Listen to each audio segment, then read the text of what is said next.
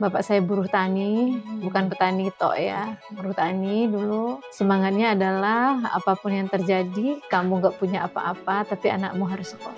Nggak apa-apa kita tinggal di rumah yang atapnya hanya dari jerami, nggak apa-apa kita tinggal di rumah yang lantainya hanya tanah, tapi kamu harus sekolah setinggi-tingginya. Kami kan praktek di rumah sakit jiwa ya, itu ada pasien yang tiap 3 bulan itu masuk rumah sakit jiwa, tiap 3 bulan itu masuk rumah sakit jiwa. Tapi menurut saya ini dia masih bisa diselamatkan. Apapun peranmu, lakukan itu dengan usaha terbaikmu.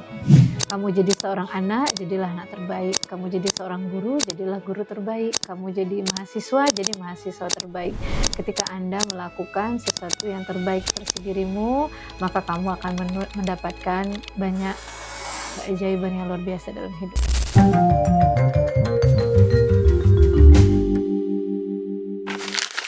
Assalamualaikum warahmatullahi wabarakatuh. Selamat pagi Sobat KPI mendunia dimanapun kalian berada ya. Kembali lagi bersama kami di Podcast Shopee. Podcastnya Sobat KPI. Waduh, keren banget ya. Pada pagi hari ini kita sudah bersama dengan narasumber yaitu dosen kita yang super Masya Allah ya, luar biasa. Dan juga tentunya dengan saya, Latifah, yang akan menemani Ibu Novia. Kurang lebih nanti berapa jam ya Bu ya? Berjam-jam ya Ibu ya. Manut wes Oke, pokoknya. karena kita akan membahas podcastnya ini dengan santai Ibu ya. Karena tidak terlalu begitu berat, tapi yang penting nanti insight-nya Bu. Gitu. Oke. Oke. Oke, Sobat KPI, jangan lupa ya di-follow dan juga di-subscribe YouTube-nya dari Official KPI UMY biar nggak ketinggalan keseruan-keseruan dari podcast Sobat KPI. Oke, Ibu Novia, selamat pagi Ibu. Selamat pagi, Latifah. Ya, apa kabar Ibu? Sehat? Alhamdulillah sehat. Alhamdulillah. Nah, bagaimana Ibu kesibukan hari ini? Boleh dong Ibu diceritakan untuk kesibukan pada minggu-minggu ini selain mengajar. Oh, Ya. kirain kamu tanya hari ini. Oh iya. Oh ya, hari ini Hari bagaimana ini Ibu? aja. Iya ya, hari ini. Ini ibu-ibu rumah Oke. tangga. Pagi-pagi bangun, ya Iya, kan? betul. Ibu rumah tangga bekerja, buka laptop dong. Iya, betul betul. Ngerjain artikel, Mhm, sholat, terus masak. oke. Oh, pagi-pagi tadi Oke, konseling, terus ke konseling ya sini. Ibu pastinya, oke. Nah, di tengah kesibukan Ibu yang padat ya Bu, ibu rumah tangga dan juga menjadi seorang dosen ya, apalagi psikologi, menurut saya itu berat sih Ibu ya. Itu bagaimana Bu untuk time manajemennya Ibu untuk bisa ketika nantinya berhadapan dengan orang lain tuh tetap semangat gitu Bu, menularkan positive vibes gitu? Gimana ya? Intinya kalau hidup itu kuncinya di pikiran. Oke, di pikiran ya. Ya, biar, kita berada pada situasi yang positif, maka yang perlu kita lakukan adalah membuang jauh-jauh, hempaskan ya, yang Oh, negatif-negatif lepaskan. itu hempaskan.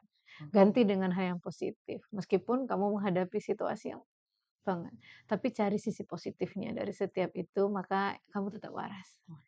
Waduh, ini menjadi highlight yang sangat sempurna ya teman-teman, karena biar tetap waras gitu ya, untuk menjalani hari ini adalah berpikir positif. Itu yang menjadi kunci dan benar sekali yang dibilang Bu Novia tadi, kunci tetap waras adalah berpikir positif dimanapun, kapanpun berada gitu. Nah, jadi untuk segmen kali ini Ibu ya, kita akan sharing ya Ibu, berkaitan dengan perjalanan dari Ibu Novia Mmm, begitu. Bagaimana Ibu Novia bisa sampai pada titik ini menjadi seorang dosen juga psikologi dan tentunya pasti di belakang layarnya itu tidaklah mudah gitu Ibu. Boleh Ibu sedikitlah sharing untuk kami ya Sobat KPI di rumah dan dimanapun bagaimana lika-liku untuk bisa sampai pada posisi ini Ibu? wah itu panjang ceritanya Latifah, dan tentunya perjalanannya dahsyat ya. Masya Allah nih, dahsyat ya. Luar biasa ya. Saya tuh mulai dari cerita keluarga dulu ya mesti ya, kita kan bermula dari keluarga ya. Saya itu anak keenam dari 9 bersaudara, Bapak saya buruh tani, bukan Mmm, petani tok iya ya, iya. buruh tani dulu, nggak punya lahan, terus beliau bekerja dengan orang, mengolah lahan orang, tapi kami karena dari Sumatera Barat ya, orang Sumatera Sumatera Barat Barat. itu semangatnya adalah apapun yang terjadi, kamu nggak punya apa-apa, tapi anakmu harus sekolah. Itu Oke. semangat yang bapak saya tanamkan, nggak apa-apa kita tinggal di rumah yang atapnya hanya dari jerami, nggak apa-apa kita tinggal di rumah yang lantainya hanya tanah, tapi kamu harus sekolah setinggi-tingginya, Oke. gitu. Keseharian saya waktu kecil tuh ngapain ya, mungkin anak-anak lain bermain ya Latifah ya, main petak umpet, main kemana ke sungai, kemana. Tapi saya masa kecil saya disuruh gembala kerbau. Gembala Ya, kerbau. jadi gembala kerbau dari kecil banget gembala kerbau, terus sekolah, gembala kerbau sekolah harus juara satu. Kalau nggak juara satu, bapak saya tanya tuh, "Kenapa kamu nggak juara satu? Kamu kurang mata, tanganmu Mmm, kurang, kakimu kurang, harus juara satu." Gitu bapak saya. Kalau udah juara satu nilainya misalnya 8, terus orang-orang dikasih penghargaan ya, iya. tapi bapak saya, "Itu belum sempurna, kamu kalau mau jadi lebih dari orang, nilaimu harus lebih baik. 8 Mmm, itu enggak terbaik, 10 baru terbaik," gitu bapak mmm. saya. Jadi motivasinya seperti itu bapak saya. Suatu hari kita nonton, ter terus ada gelar orang tuh ya, profesor gitu, lagi nonton tuh, saya kelas 4 SD. Bapak saya bilang gini, "Besok kamu tuh harus jadi profesor." Meskipun saya nggak tahu ya profesor itu apa gitu. Nah, itu yang terjadi masa kecil. Terus dalam keadaan kondisi, ya biasa ya, kita nggak makan tuh biasa Mmm, Latifah, makan nasi tok itu nggak apa-apa gitu, yang penting sekolah, sekolah. gitu. Terus pas SMA, saya ingat banget tuh SMA, mau kuliah di hukum dulu. Terus bapak saya tanya tuh, "Kenapa kamu mau kuliah?" Gitu. "Saya mau jadi pengacara," saya bilang waktu itu, "cita-cita saya mau jadi pengacara." "Untuk apa jadi pengacara?" "Masuk neraka," katanya. Iya iya, Ibu. Pengacara itu pembohong. "Tapi kalau kamu mau coba aja lah, tapi Bapak nggak punya uang, itu bayarnya mahal." Terus saya bilang ke bapak saya, "Pak, saya nggak butuh uang, saya butuh doa, saya butuh ridho. Berikan saya doa, berikan saya ridho, insya Allah jalan terbuka." Terus ikutlah waktu itu namanya apa ya, kayak sekarang tuh SNPTN gitu Oh ya, iya, dulu apa ya SMP. namanya ya, zaman saya itu juga Mmm, kayaknya itu. Eee, terus nggak ada uang kata bapak saya. Ya udah saya nggak jadi saya ikut itu. Tapi sebelumnya saya diberi sama kakak saya apa siapa ya, saya lupa ngasih uang waktu itu, bayar beli formulir PMDK itu loh, Latifah. PMDK. Kamu tahu PMDK nggak? Kalau mungkin sekarang beda ya, Bu, Apa ya, namanya bahasanya. PMDK itu kayak calon mahasiswa undangan itu loh, Oh ya, penyaluran minat dan SM. bakat apa gitu ya, saya Iya lupa iya. ya. Jadi jalur rapor, Iya, terus kita salur ngisi rapor. formulir, terus bayarnya waktu itu 75.000. Saya lupa siapa yang ngasih uang, apa guru saya, apa siapa, ngambillah saya hukum. Nggak keterima, Mhm. qadarullah. Oh iya, berarti mungkin Bukan bukan jalannya. jalan saya jadi Betul, pengacara. iya. Terus lulus SMA tuh kepikiran, kan adik masih banyak nih, terus hidup orang tua ya, kamu tahu nggak listrik masuk ke rumah saya tahun berapa? Listrik masuk ke rumah saya itu tahun 2008, pas saya sudah Wah, lulus S1. Baru ada listrik tuh. Jadi kami selama ini belajarnya pakai Lentera, Ibu? nggak lentera, kamu Wheel. tahu botol-botol pestisida atau Iya apa, iya, tahu, Ibu. kasih minyak tanah, terus kasih Oh. kapas. Oh, iya Nah iya iya. nah, kayak gitulah. Penerangannya dari situ. Lentera itu kan agak canggih Iya tuh, iya. orang kaya yang punya lentera. Nah, kayak gitu Latifah. Terus saya, ya gimana ya, mau mau sekolah, kehidupan kayak gini, tapi bismillah lah saya masih waktu itu, mantap bismillah. Dan saya banyak dapat support dari orang-orang baik, banyak ya, yang Alhamdulillah. ngajarin. Terus saya bingung mau kuliah kemana, tapi saya pernah membaca itu, karena saya suka baca ya, jadi buku di perpustakaan tuh saya baca semuanya dulu. Ketemulah saya di perpustakaan saya itu, saya kalau nggak salah namanya majalahnya Anida waktu itu. Mmm, Anida, terus ada di tengahnya, ada rubrik konsultasi, oke. terus nama psikolognya Ina Mutmainah, saya Enam. kayaknya Ina Mutmainah deh psikolog. Terus dia, eee, memberikan ulasan ya waktu Mmm, itu tentang masalah masalah-masalah remaja gitu. Kayaknya asik ya gitu jadi Oke. psikolog gitu. Saya nggak tahu tuh psikolog itu apa. Dulu saya berpikir psikolog itu dokter gitu ya. Oh ternyata enggak, ternyata Latifah. Terus saya kan kampung saya dari Kota Padang ke kampung saya itu 6 jam naik mobil, waktu itu ya 6 jam. Nah ketika saya lulus SMA itu, saya berpikir, saya tuh harus kuliah deh.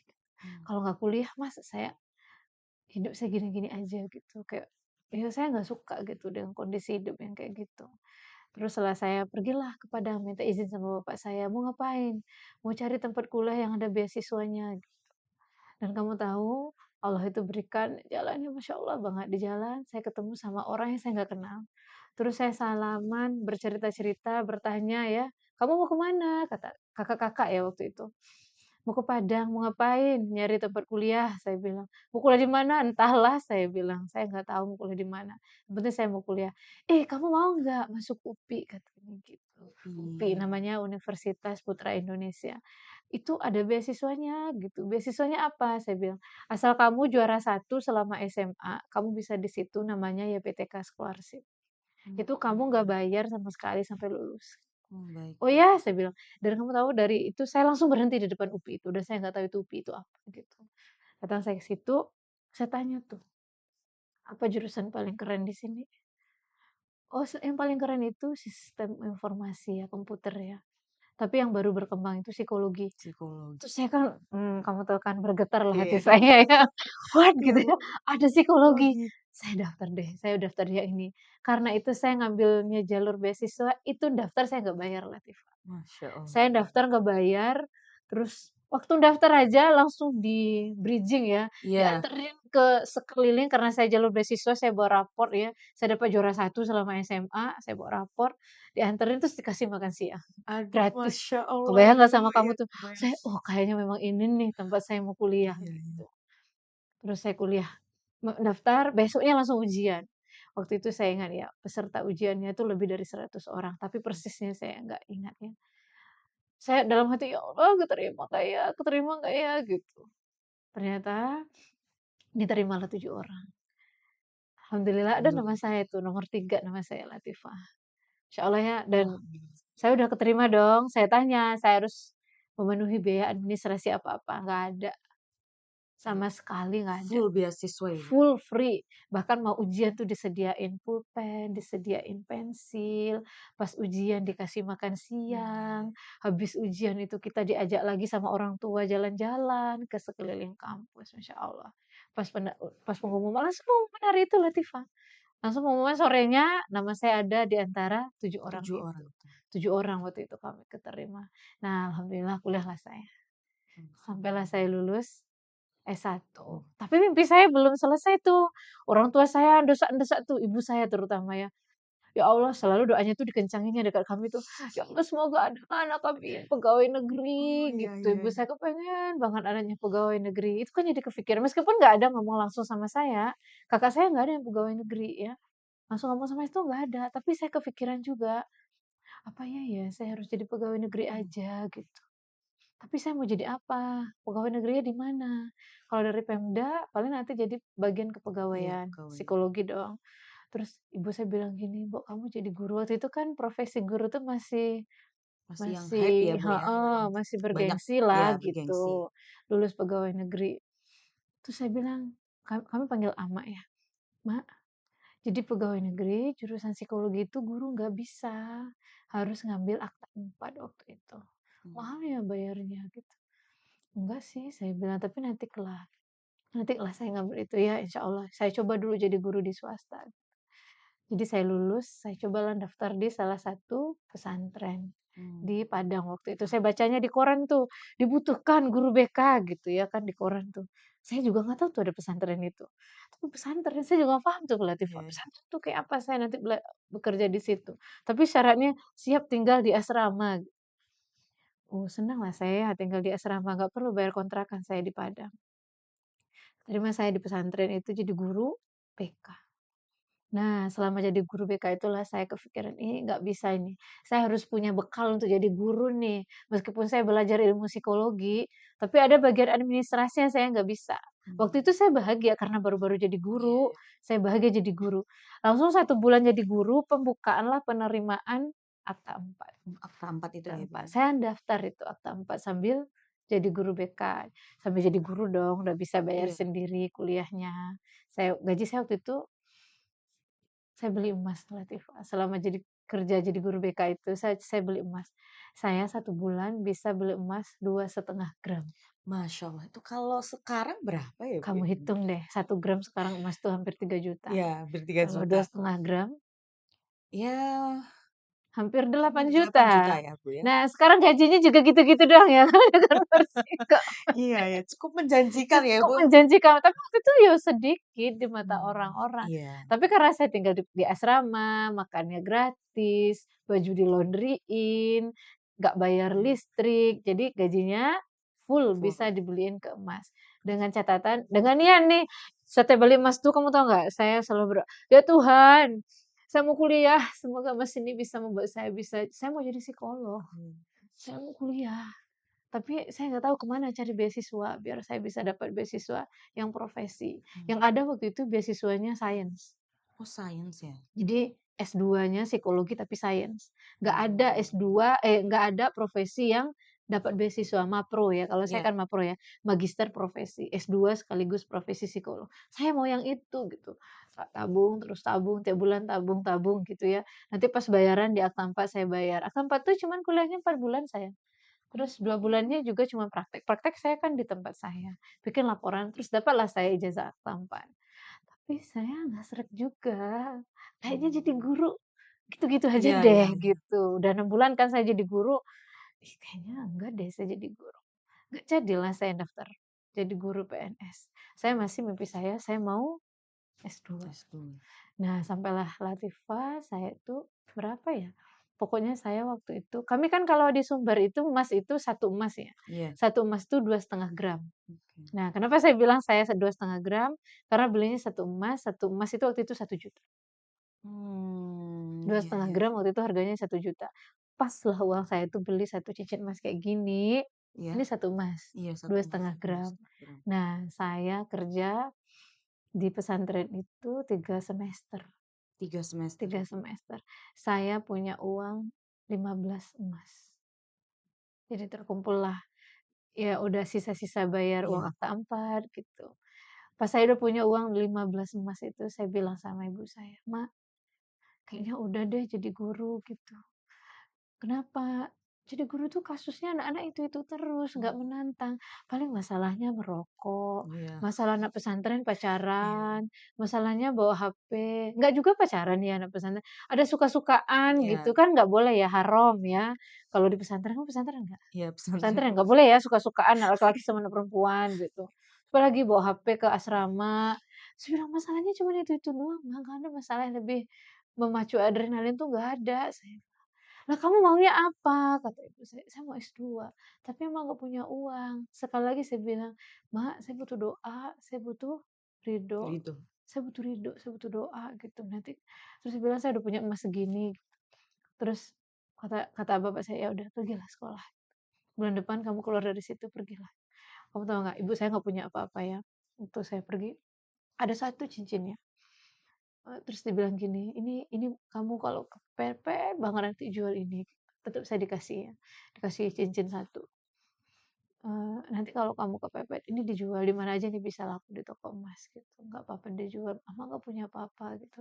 Berangkatlah saya dari rumah ke Jakarta. Ke Jakarta. Saya ke Jakarta. Bingung dong saya mau kuliah di mana, nggak ada orang Iya, yang kasih informasi juga Latifah. Waktu itu nggak ada internet kayak sekarang mmm, ya, yang bisa nyari akses. Mau kuliah di UMY gitu, cari, cari ya. iya Mau betul, kuliah di UGM, tinggal cari, cari, iya. nggak ada waktu itu. Cuman, waktu itu pakai HP-nya udah ada sih internetnya ya. Udah ding, tapi lemot gitu ya. Oh ya, Lama banget ya, lama, yang udah itu ada masih sih. 3G ya, Bu, Heeh. ya? Udah 3G Oh apa belum? Kayaknya oh sebelum belum 3G ya, Bu? 3G-an deh. Oh, iya iya iya iya. Lemot lah pokoknya ya, udah ada sih internet, saya ingat tuh udah ada. Terus saya bingung ya nyampe di Jakarta, ke tempat kakak saya ada di Jakarta. Loh masa saya nganggur sambil nunggu mau kuliah? Saya ingat tuh saya ke Jakarta itu bulan Desember kayaknya. Tahun berapa itu, Ibu? Tahun 2010 ya? 2010. 2010, heeh. Desember 2010 saya ke Jakarta. Terus nganggur saya 2 pekan, itu udah mati gaya saya, nggak ada kerjaan, di rumah duduk-duduk aja. Akhirnya saya lihat tuh tetangga saya ada ustad ya, terus saya tanya tuh, "Itu ustad kerja di mana?" Iya. Kayaknya ustadznya ustad besar Iya. gitu. Terus kakak saya bilang, "Itu ustad punya pesantren," gitu. Saya bilang, "Kak, temenin saya mau ke situ, barangkali ustad tuh butuh guru BK." Diantarlah saya sama kakak saya ke situ, saya tanya, "Ustaz, saya pernah jadi guru BK, saya punya akta mengajar, saya pernah di pesantren. Ustaz butuh guru BK nggak? Saya sarjana psikologi." "Oh iya, butuh," gitu, Masya Allah. Akhirnya saya ngajarlah lagi di situ sambil nunggu informasi mau Informasi kuliah. Tapi saya bilang, "Saya ke sini mau S2, S2. Ustaz. Jadi ini hanya ngisi waktu sampai saya S2. Berapapun digaji nggak apa-apa gitu. Saya bebas gitu. Saya sambil nunggu aja biar saya nggak nganggur, biar saya berguna." Terus tetap gajinya UMR lah dong ya, kan di sana orang profesional Iya, ya. betul. Digajilah saya dan saya bisa nabung lagi di situ. Ah, Kakak saya kasih saya uang tiap bulan buat jajan, tapi gaji saya yang dari sekolah saya beliin lagi emas. hmm, Beli emas saya dapat informasi kuliahnya di Bandung. di Daftarlah Bandung. saya Unpad, tapi Sains. Hmm, Nggak bisa saya daftar Mapro, karena bayarnya mahal. Saya hitung uang saya nggak cukup, saya daftar Mapro. Saya lihat ke sana ke Bandung, oh kayaknya enggak, saya nggak jadi loh daftar di situ Mapro.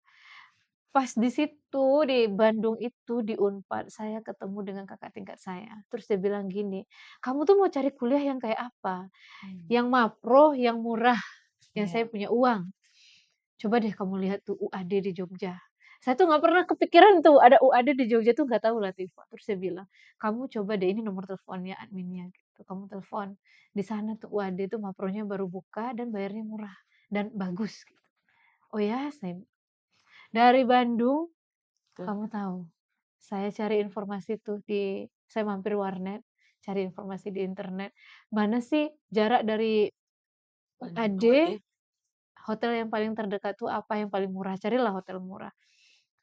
Dapatlah Wisma Wisanti namanya waktu itu, di Wisma Wisma Wisanti dekat Gembira Loka. Jauh juga Iya, kan jauh ya, juga ya, heeh. Bu. Tapi saya kan nggak tahu, Iya, iya. di sana kan dekat itu Iya, Latifah. Bandung, saya langsung ke Jogja Jogja. sendiri, Waktu itu naik apa, Ibu? naik bis. Dari Bandung saya langsung naik bis Naik Prayogo, bis Prayogo. mhm. Terus sampai di sana, di hotel, Wisma lah ya, Iya, bukan hotel Wisma. ya. Saya naik waktu itu masih di Jogja nih ada angkutan umum bis-bis itu Angkutan loh. umum, ya. Saya tanya tuh ke UAD Kampus 1 Jalan Kapas, naik apa? Saya tanya sama orang hotel, sama orang Wisma itu. Terus ditunjukin, "Jenengan jalan ke situ, di depan PLN nanti ada bis," saya lupa ya, 242 kalau nggak salah bisnya. Kayak Terus angkot heeh, gitu ya, Bu, bukan ya? angkot, nah, bis bis Oh, bis, bis Bu, bis, memang bis? bis, memang bis. Hmm. Kayak kamu kemarin bridging nggak sih? Oh, iya iya, Ah, Ibu, bisnya kayak itu bis, gitu, Ibu. heeh, bis itu ya, bis-bis gitu waktu itu, bis yang waktu kamu kemarin bridging itu. Ya saya sampai UAD, saya lihat dulu pertama kali labnya. Kayak apa Hmm. sih lab psikologi UAD? Wah bagus gitu. Wah emang ya bagus? Saya tanya tuh, biayanya berapa? Waktu itu saya lupa ya biayanya berapa ya. Tapi masuklah gitu, saya punya uang gitu. Setahun itu saya bisa lah membayar gitu, tahun kedua nanti pikirin, saya bilang. Daftar saya hari ini, terus ujiannya 3 hari apa ya? Saya lupa. Terus saya langsung cari kos Latifah, Kos. kamu tahu saya yakin saya akan keterima. Saya habis ujian itu langsung cari tempat kos. Hmm. Besok saya pokoknya kuliahnya di sini deh saya bilang. Pokoknya klik aja tuh hati sama Ya, tadi sama Mapro UAD UAD ya. ya. Saya langsung cari kos, habis itu habis ujian saya pulang. Saya kembali karena saya ngajar ya Iya. di Jakarta saya ngajar. Bukan Jakarta sih, Depok ya ngajarnya saya. Nggak lama setelah itu saya dapat pengumuman saya keterima. Sesuai feeling ya, Ibu, Sesuai ya? feeling ya. Bayarnya saya telepon lagi tuh adminnya, "Bayarnya pas mau kuliah aja boleh nggak?" Saya bilang, Boleh. "Boleh." Oh, Masya Allah UAD, "Boleh Mbak." Terus saya kuliahlah di UAD. Ternyata di UAD itu waktu itu kan belum ya, belum stabil ya. Jadi judulnya aja yang murah. Tapi kan biaya praktek PKPP betul. profesi itu kan besar gitu. Terus saya nunggak banyak gitu. Mmm. Sampai saya lulus tuh saya belum bayaran. Terus ada dosen saya bilang gini, "Ibu gimana? Saya udah mau selesai tapi uangnya nggak ada." Terus yang namanya orang baik selalu ada ya, makanya Iya. kamu besok jadi orang baik ya. Dosen Betul. saya bilang gini, "Aliza, kamu bisa apa?" katanya. Terus saya tanya, "Ibu butuh apa?" Saya bisa ngelakuin semua, yang penting kuliah saya lunas. "Kamu bisa ngetes?" "Bisa." "Kamu bisa bikin laporan?" "Bisa." "Bisa banyak nggak?" Gitu. "Bisa." "Ini ratusan loh." "Nggak apa-apa," saya bilang. "Kamu siap keluar kota?" "Siap," saya bilang. "Kamu bisa ngerjain laporan?" "Bisa." Semuanya saya kerjain. Untung saya Latifah, biaya tunggakan saya waduh waktu itu 37 juta. Saya Pada zaman zaman seperti itu segitu. ya, Bu? Saya sama dosen saya dapat uang 60 juta. Mmm, Masya Allah. Untung saya Latifah, Masya Allah ya dari kerja, ya lama sih ya, sampai 6 bulan apa ya saya kerjanya, uang banyak saya. Itu yang membuat saya akhirnya selesai Selesai. selesai ya. Nah, itulah perjalanan saya sampai di Jogja, sampai di UMY, gitu.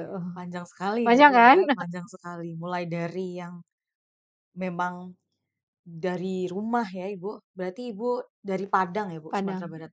Dan memang sepertinya kalau, eee, kondisi dari budaya atau lingkungan dari Sumatera memang begitu ya, Bu, tegas begitu ya, Bu, ya, Mhm. mendidiknya? Atau Karena bagaimana, Bu? hidupnya susah, jadi terbiasa dengan perjuangan. Iya iya Ya, iya. jadi kamu kalau nggak berjuang, kamu kelindas. Kamu harus berjuang. Supaya kamu setara dengan orang lain, kamu berjuang. Kamu nggak punya privilege Iya seperti iya. orang-orang gitu. Jadi kami dididik dengan, eee, ya saya kan 9 bersaudara, 9 anak bersaudara. ke-6 dan itu Oke. laki-laki cuma 2 Latifah. Berarti semuanya perempuan ya, Ibu? Perempuan yang banyak. Jadi bapak saya itu mendidik kami tuh, "Yo, apapun kamu harus bisa, nggak Iya. ada cerita, nggak bisa ini, nggak bisa itu, nggak boleh. Itu kamu harus bisa, lakukan." Maka kesannya tegas gitu ya, Iya. keras. Memang pendidikannya dari rumah itu tidak ada yang tidak bisa, tidak ada yang tidak mungkin, kalau di otakmu kamu bilang bisa, kamu bisa. Mmm, Tuhan itu sesuai dengan apa yang kamu betul prasangkakan. betul. Kalau kamu mampu, menurut pikiranmu, maka itu kamu bisa Mampu, lakukan. iya, betul. Jadi memang banyak sekali ya teman-teman sobat KPI ya, kita bisa ambil dari Ibu Novia mulai dari waktu kuliah seperti apa, hingga akhirnya bisa sampai selesai ya Ibu, profesi dan itu psikologi juga tidak mudah sih ya Bu ya. Itu hampir gila nyelesainnya, Jujur psikologi itu berat loh Ibu, jujur tapi enggak psikologi lah. itu berat Ibu. Bisa sampai untuk akhir profesi untuk menjaga kewarasan, apalagi perjalanan Ibu yang tidak mudah ya Ibu, yang saya lihat juga penuh itu kalau digambarkan udah berdarah-darah gitu Ibu ya. Itu sudah tidak ecek-ecek lagi gitu loh. Karena melihat realitas sekarang, anak zaman sekarang mentalnya kan berbeda begitu ya Bu, lebih sekarang itu lebih dikit-dikit, "Ah, bentar deh, nanti dulu." Kalau zaman dulu kan berbeda ya, Bu.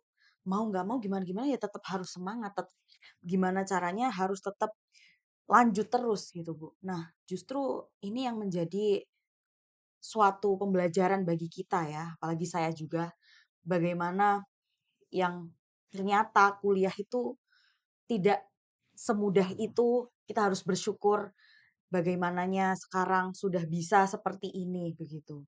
Nah, tadi kan menarik ya, Ibu, waktu zaman mudanya Ibu Novia sekarang masih muda sih, Ibu, ya, Oh iya. masih muda kok, tenang aja, Ibu, tenang aja. Waktu itu mengembala kerbau, Ibu, itu memang punya dari keluarga atau orang lain, Ibu? Itu bagaimana? Punya bapak saya. Tapi ada juga waktu itu kayaknya ada deh satu yang punya orang gitu, terus kita Mhm, gembalakan, nanti kalau dia lahiran, anaknya dibagi 2 gitu. oke. Mhm. Berarti memang itu, kebetulan dari keluarga ya, Bu, kerbau gitu. Nah, itu nanti untuk kerbau sendiri itu tadi, itu perputarannya untuk keluarga bagaimana? Nanti dijualkah atau sebagai membantu tani tadi itu, Bu, atau bagaimana, Ibu? Iya bisa dijual, ya ada juga untuk mengolah lahan ya, misalnya butuh tiba-tiba ada kebutuhan mendesak, Mmm. itu dijual gitu. Jadi kita kan tabungannya Iya orang iya desa iya. itu ya di situ, Berarti sumbernya juga sumbernya perekonomian di dari situ ya, situ, Bu? heeh, Mmm, keren gitu. sekali. Dan saya juga kebayang Ibu ya untuk Padang ya, Sumatera Barat, sebelumnya saya sudah pernah ke sana Ibu, di kotanya Ibu, Mmm, itu. Dan memang kan khas dengan jam gadang ya, yang mmm, tapi di Bukit Bukit Tingginya ya, Bu, ya. Tinggi. Itu memang kalau di rumah Bu Novia memang seperti gadang gitu, Bu? Maksudnya yang lancip gitu loh, Ibu, Oh ini rumahnya? rumah Iya, gadang, rumah rumah gadangnya. bagonjong, Iya. itu rumah adat. Kalau rumah saya Pada umumnya, Bu, apa kalau gimana? enggak, itu hanya rumah adat dan itu rumah-rumah orang kaya. Oh begitu, Ibu? Mhm, Berarti tidak semua nggak ya? semua. Kalau rumah saya ya asalkan bisa berteduh aja dulu ya, itu sudah gitu. Terus ya biasa, rumah saya rumah desa biasa kayak rumah kebanyakan di Jogja juga. Tapi ada tangganya yang memang naik nggak, Ibu? Enggak, sekarang udah enggak Oh ada, sekarang sudah heeh, udah tidak. enggak ada rumah penduduk. Yang Oh. dilestarikan itu kan rumah-rumah Iya iya. rumah-rumah adat aja, rumah-rumah KU. Karena ketika tadi Bu Novia bercerita, saya sudah bayang Bu, yang di film-film kan gitu ya Bu, yang di Padang gitu kan. Memang bahasa-bahasanya Mhm, juga yang saya tahu udah mhm. gitu Bukan Bu. udah ya. Iya, "Awak mau ke mano?" Gitu. Ya kayak Mhm. gitu-gitulah Ibu ya, saya tahu dikit-dikit lah karena pernah ke sana gitu dan makanan khasnya yang memang rendang itu sangat autentik sekali. Enak nggak? Enak Ibu, Enak ya, enak, Masya tapi saya Allah. takut kalau kolesterolnya tinggi. Oh, Iya iya Ibu, gitu. Enak Bu tapi. Nah ini Ibu menarik ya, untuk perjalanan dari perkuliahan tadi. Kira-kira di pertengahan jalan nih Bu, selain yang memang support dari keluarga, yang memang membantu Ibu Novia untuk terus berjalan, doa dan juga ridho dari orang tua, kira-kira ada yang hal menarik selama perjalanan di perkuliahan waktu S1 atau mungkin waktu profesi ya Ibu? Hal yang paling menarik Bu, yang berkesan sekali, itu apa Bu? Kalau boleh tahu? apa ya, kalau teman-teman sekarang mengeluh ya, eee, kuliah tugasnya banyak, Iya. terus apalagi dosennya galak, terus apalah banyak keluhan. Itu tuh Anda masih berada pada taraf wajar gitu. Wajar. Tapi yang luar biasa ketika Anda kuliah, Anda harus berpikir supaya menjadi yang terbaik di situ, Mmm, Anda harus berpikir bagaimana kamu harus makan, iya kamu harus berpikir gimana caranya ngelunasin uang kuliah. iya. Bukan, kamu juga harus berpikir gimana kamu juga bisa ngasih adik-adikmu uang. Mmm, Nah, itu yang luar biasa. Nah, saya pernah berada pada tahap itu, tetapi itu bagi saya, sesuatu yang ya itu bisa dijalani gitu, itu nggak berat banget. Karena, intinya kita itu harus punya tujuan yang ingin kita capai. mmm, Tujuannya kamu bersusah-susah di sini tuh untuk apa? Apa yang ingin kamu capai? Nah, saya tuh dari dulu tuh kepengen banget jadi seseorang yang berguna untuk orang gitu, yang gunanya itu jelas gitu dan tampak. Nah, yang sangat menarik itu ketika saya praktek ya, praktek profesi psikolog, itu di Won Wonogiri ya? Wonogiri. Klaten ke sana-sana, Oh ya. Wonogiri ya. Itu ada pasien, kami kan praktek di rumah sakit jiwa ya, itu ada pasien yang tiap 3 bulan itu masuk rumah sakit jiwa, tiap 3 bulan itu masuk rumah sakit jiwa. Tapi dia masih ini, masih kontaknya bagus sama kita, masih here Mmm, and now gitu. Dan dia kayak, ya namanya di sana disebut ODGJ ya, orang dengan ODGJ. gangguan jiwa ya, skizofrenia gitu. Tapi menurut saya ini dia masih bisa diselamatkan. Mmm, Nah, waktu itu saya masih optimis tuh, Latifah, ini kayaknya masih ini deh gitu, masih bagus gitu ya, itu Masnya pinter gitu. Nah, itu saya dampingin lama banget.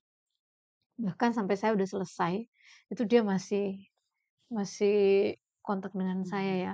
Sampai saya dampingin, kita namanya BT ya, behavioral gitu. therapy. Behavioral therapy itu kita bantuin dia menjadi pribadi yang berguna lah untuk Iya, kehidupannya, supaya dia nggak melulu kepikiran masalah. Sampai didatangin itu ada Pak Koramil apa siapa gitu ya, orang yang iya terpandang iya di sih. situ. Terus saya tanya, "Bapak butuh karyawan nggak? Kalau butuh ini tolong pekerjakan dia, kondisi psikologisnya begini dan begitu," gitu.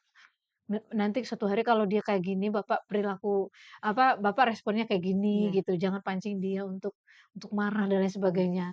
Akhirnya bapaknya bisa mengerti dan dia diterima. Diterima dia kerja di situ dan dia bisa lagi hidup dengan lebih baik. Sampai pada satu saat dia nelfon saya, panggilnya, "Mbak, saya mau nikah," gitu, diundang lagi nikah, sampai nikah dia. Sampai Masya hidup Allah. bahagia dan itu rasanya saat kita bisa menjadi orang yang berguna untuk orang lain dan orang bisa hidup, orang bisa tumbuh, orang yang putus asa ya, orang skizofrenia itu dia sudah berada pada titik neurotransmitternya itu udah nggak Iya, terkendali gitu. Jadi dia udah nggak ngerti lagi tuh dengan kehidupan yang dia harus jalani itu harus bagaimana. Jangankan berpikir gimana dia mau jadi pribadi yang lebih baik, dia yang jalani hidup dia aja dia udah bingung gitu iya, ya. Tapi kamu Ibu. kebayang nggak sih kita hadir dalam hidup dia, terus dia bisa bertumbuh, Iya, dia bisa grow, dia bisa punya keluarga dan dia bisa bahagia dan dia bisa berbagi. Nah, itulah rasanya menjadi seseorang yang berguna bagi hidup orang lain. Itu salah satu pengalaman pertama saya tuh, dampingin orang. Kemudian orang-orang yang di ujung perceraian ya, orang yang berantem terus, kita konselingin dan mereka bisa jalin hidup yang bahagia, akur ya, anaknya jadi sehat, keluarganya jadi tumbuh dan mereka menjadi pribadi yang lebih positif. Itu tuh Latifah rasanya nggak bisa dibayar dengan apapun, apapun. nggak bisa. Iya, Nah itu yang saya inginkan, hidup saya tuh kayak gitu. Saya bilang tuh, Saya mau hidup menjadi seseorang yang bermanfaat untuk banyak orang. Tidak hanya menjalankan rutinitas ya, rutinitas yang begitu dan begitu terus, gitu. Nah, itu yang saya capai. Jadi setiap kesulitan yang dihadapi, kita ingat lagi, kamu janjimu sama Tuhanmu apa? Kamu berjanji dulu mau kuliah, terus kesulitan kamu menyerah. Tujuanmu belum tercapai loh. Masa masalah uang kamu nyerah? mmm, Masa masalah tugas kamu nyerah? Masa masalah bridging yang berat kamu nyerah gitu, kamu merasa putus asa? Nggak boleh, kamu nggak boleh putus asa. Bukan bagian dari umatku, golongan-golongan yang berputus putus asa. asa, begitu Latifah. Ya enggak? Iya, betul sekali, Ibu, ya. Pentingnya ini ya, sobat KPI, yang pertama adalah menata niat ya, dari awal kita itu berkuliah itu mau seperti apa, poinnya itu bagaimana, dan yang kedua, adanya hati yang tulus ya. Di sini harus ada kebaikan juga, supaya nantinya Allah memberikan jalan yang baik dan juga, ya tadi, Bu, ya, kalau misalnya kita bermanfaat untuk orang lain, itu insya Allah akan balik kepada kita. Dan itu juga salah satu recharge energi juga ya, Ibu, ya? Oh jelas Iya, ya, eee, iya sih, kita menjadi pribadi yang berguna, bukan merasa berguna iya, loh ya, betul betul, ya. tapi Jadi menjadi pribadi yang berguna dan kita bisa lihat dengan mata kita mata kita sendiri saat itu adalah bentuk eksistensi diri terhadap diri kita sendiri, "Hei Aliza kamu mampu loh, iya, hei kamu bisa loh." Ternyata orang dengan omongan kamu yang positif, orang bisa tumbuh dan itu sangat iya, berarti gitu. Nah, itu tuh menjadi sesuatu yang bisa membuat kita terus bertumbuh menjadi pribadi yang lebih baik. betul sekali ya, Ibu. Jadi memang teman-teman ya, sobat KPI, dimanapun kalian berada ya, selalu saya mention ya, Ibu, karena kan kita tidak tahu ya ini melihatnya di mana gitu. Jadi carilah teman-teman atau support system dimanapun kalian berada, itu yang memang mendukung kalian. Jika bukan tempatnya, ya sudah, berarti berpindah di mana tempat kalian yang memang dihargai. Dan ini sangat, apa ya, Ibu, memberikan insight baru gitu bagi teman-teman dan juga saya. Kira-kira ya, Ibu, menurut Ibu sendiri ya, Ibu Novia, di zaman sekarang ini yang Ibu tahu generasi sekarang itu bisa dibilang generasi stroberi ya, Ibu. Generasi Enggak stroberi, kok, iya, tapi nggak stroberi. ya nggak stroberi juga, tapi yang saya rasakan juga saya sendiri juga merasakan bahwa tidak sekuat dulu ya, Ibu. Maksudnya dibandingkan dengan pendidikan yang dulu tuh lebih mainstream ya, Ibu, yang memang masih dijiwit sama orang tuanya, tapi ya zaman-zaman dulu ya tidak melahirkan yang mental yang dikit-dikit udah capek, dikit-dikit healing dan lain sebagainya. Nah, itu kira-kira untuk kami ya, Ibu, pesan untuk kami biar bisa tetap semangat, tetap jangan menyerah, itu gimana, Bu? Eee, kita klarifikasi ya, Iya, generasi stroberi ya. Sebenarnya bukan generasi stroberi ya, tapi memang hidup itu kan ada masanya ya. betul, Kita tentu tidak mungkin hidup dalam kondisi penjajahan terus yang betul betul. melahirkan jiwa-jiwa jiwa-jiwa yang bisa melawan Iya. penjajahan itu. Kondisinya kita sudah hidup di dunia yang merdeka. Perekonomian orang tua relatif jauh lebih membaik begitu. Sehingga pertarungannya seharusnya nggak itu lagi. Mmm, Jadi kalau kita mau compare itu nggak apple to apple ya. oke. Sehingga pembandingannya nggak seharusnya pada aspek itu gitu. Jadi kalau dahulu orang-orang zaman dahulu karena kesulitan kehidupan jiwa mereka tertempa menghadapi badai begitu ya. Tetapi mereka juga banyak kekurangan ya, mereka nggak mampu berpikir cepat kayak kalian, mereka nggak bisa Mmm, multitasking ya, mereka nggak bisa berpikir jauh ke iya. depan, mereka hanya menghadapi pada kondisi itu. Tapi pada kondisi sekarang, Anda misalnya ya berada pada kondisi kehidupan yang jauh relatif lebih baik begitu. Sehingga mental-mental petarung yang seperti zaman dahulu Iya, itu nggak ada, tapi Anda punya kelebihan, kamu bisa berpikir lebih iya cepat betul. ya, kamu resources-nya tanpa batas, pikirannya jauh ke depan, bisa merencanakan, bisa menyusun berbagai macam strategi. Nah, di situ kelebihannya. Mmm, Sehingga untuk menghadapi kehidupan yang saat ini, itu yang harus Anda pakai, ya. Jangan terpaku, "Orang tuaku dulu kayak gitu ya karena mereka dididik oleh orang nenekku yang hebat," iya gitu. betul. Sedangkan aku kan apa, gitu. Aku apa-apa dipenuhi, begitu misalnya ya. Jadi struggle-ku kurang enggak kayak gitu. Jadi sebenarnya sama aja. Kamu punya kelebihan, orang zaman dahulu punya kelebihan. Mereka gunakan kelebihannya untuk menghadapi kehidupannya dengan cara Mmm, mereka, Anda gunakan kehidupan itu dengan cara anda, gitu. Nah, apa yang membuatnya berbeda? Yang membuat berbeda adalah Anda nggak gunakan kelebihan itu mmm, untuk menghadapi kehidupan, begitu. Jadi, itulah yang pada akhirnya membuat Anda menjadi misalnya nih, sekarang yang lagi ngetren itu generasi strawberry yang mudah menyerah, yang iya apa. betul Kenapa Ibu. mudah menyerah? Karena dia lupa dia punya resources tanpa batas Iya, tadi ya.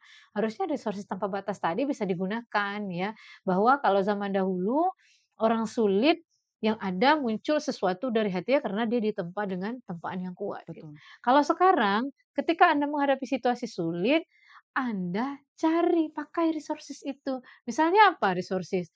Nih, sekarang ada podcast, Betul, di Anda podcast ini. bisa nyari informasi Betul, yang bisa meningkatkan apa ya, recharge jiwa Anda tuh jiwa. bisa ya. Mau dengerin ceramah ustad yang dari lokal, nasional, internasional, Anda bisa punya Mmm, resources. Maka tinggal Anda bisa menggunakan sesuatu kelebihan Anda itu dengan cara baik apa enggak gitu, itu yang perlu dilakukan. Jadi jangan sedikit-sedikit muncul self harm ya, bunuh diri ya. Kenapa? Karena Anda lupa kalau Anda punya sesuatu yang jauh sebenarnya lebih berguna dibandingkan orang-orang zaman dahulu gitu, yang bisa Anda pakai ya. Dengarlah ceramah, iya. dengarlah hal-hal yang positif. Jadi jangan baca-baca film hantu, nonton-nonton film hantu gitu. Nontonnya film-film yang bisa membuat jiwa kita lemah. Iya, Nah, itu Anda sendiri yang cari hidupnya celaka, iya. gitu Latifah. Baik, betul sekali. Terima kasih Ibu Novia dan memang benar ya teman-teman, ya, perlunya recharge energi yang sekarang ini bisa kita cari dimanapun, termasuk podcast ini Ibu. Hmm. Podcast Shopee, Sobat KPI Ibu ya. Ini bisa energi teman-teman ya. Jadi bisa dilihat nantinya di YouTube dan juga di sosial media dari official KPI. Nanti bisa teman-teman ikuti dan jangan lupa nanti bunyikan loncengnya ya supaya bisa terus update. Nah, tadi kan sudah berbagi pengalaman ya Ibu ya. Mungkin di akhir sesi ini ya Ibu, kira-kira kata-kata hari ini deh Bu, kata-kata hari ini itu yang akan menjadi sebuah yang namanya tagline ya dan juga gongnya Ibu, kata-kata hari ini dari Ibu Novia. Oke, Boleh Ibu, ke perkataan hari kamera. ini apa ya? Kata-kata hari ini Ibu Novia. Oke, apapun peranmu, lakukan itu dengan usaha terbaikmu. Kamu jadi seorang anak, jadilah anak terbaik. Kamu jadi seorang guru, jadilah guru terbaik. Kamu jadi mahasiswa, jadi mahasiswa terbaik. Ketika Anda melakukan sesuatu yang terbaik versi dirimu, maka kamu akan mendapatkan banyak keajaiban yang luar biasa dalam hidup. Mantap sekali, ini saya juga bergetar ya Bu ya, bergetar sekali karena ini kata-katanya sangat mahal, priceless ya Bu. Ini sobat KPI ya semuanya, harus di-highlight tadi apa yang katakan Ibu Novia ya, nanti tolong editor di bawah sini ya, nanti kata-katanya ya, cring di sini ya Ibu, kata-kata Bu Novia tadi. Jadi teman-teman, Sobat KPI tetap semangat dimanapun dan aktivitas apapun harus tetap semangat, tetap pastinya ridho orang tua itu penting ya Ibu ya. Ridho Allah Ya, ridho Allah, dan ridho orang orang tua. tua itu juga menjadi kunci kesuksesan pada kita nantinya. Terima kasih Ibu Novia sudah berbagi insight baru untuk saya dan juga Sobat KPI di rumah. Nanti kita ngobrol lagi ya Ibu Oke, ya. siap, Ini siap. rasanya saya senang sekali karena recharge energi dan juga banyak hal-hal yang ternyata hal-hal itu belum saya dapatkan dan saya dapatkan di podcast Shopee kali ini. Terima kasih untuk Ibu Novia dan juga Sobat KPI dimanapun kalian berada. See you on the next segment. Terima kasih. Wassalamualaikum warahmatullahi wabarakatuh.